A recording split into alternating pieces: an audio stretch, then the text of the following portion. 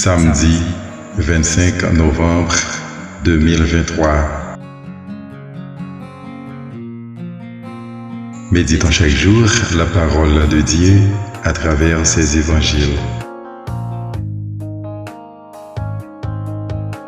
Il n'est pas le Dieu des morts, mais des vivants.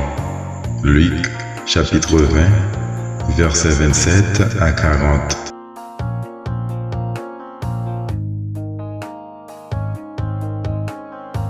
Alléluia, Alléluia.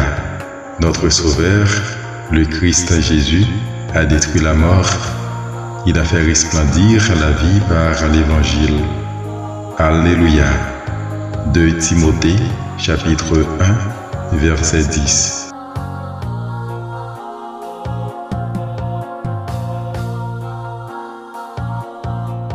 La bonne nouvelle de Jésus-Christ selon Saint Luc. En ce temps-là, quelques Sadducéens, ceux qui soutiennent qu'il n'y a pas de résurrection, s'approchèrent de Jésus et l'interrogèrent.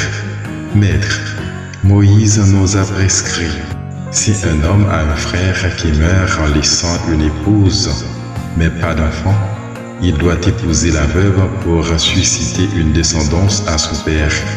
Or, il y avait 7 frères. Le premier se marie et mourut sans enfant. De même le deuxième, puis le troisième épousèrent la veuve, et ainsi tous les 7. Ils moururent sans laisser d'enfant. Finalement, la femme mourut aussi. Eh bien, à la résurrection, cette femme-là, duquel d'entre eux sera-t-elle l'épouse, puisque les 7 l'ont eue pour épouse? Jésus leur répondit. Les enfants de ce monde prennent femme et mari, mais ceux qui ont été jugés dignes d'avoir part au monde à venir et à la résurrection d'entre les morts ne prennent ni femme ni mari, car ils ne peuvent plus mourir. Ils sont semblables aux anges, ils sont enfants de Dieu et enfants de la résurrection.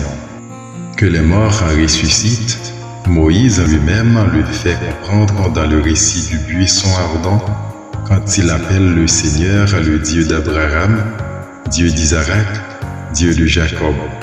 Il n'est pas le Dieu des morts, mais des vivants. Tous, en effet, vivent pour lui. Alors certains scribes prirent la parole pour dire « Maître, tu as bien parlé ». Et ils n'osaient plus l'interroger sur quoi que ce soit. Acclamons la parole de Dieu. Bonne journée et bon week-end sous la mouvance du Saint-Esprit.